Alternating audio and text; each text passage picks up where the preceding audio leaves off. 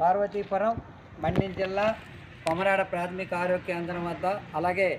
పూణె రామభద్రపురం ఆరోగ్య కేంద్రం వద్ద ఈరోజు కొమరాడ ఆరోగ్య కేంద్రం వద్ద డాక్టర్ అరుణ్ కుమార్ గారికి, అలాగే రామభద్రపురం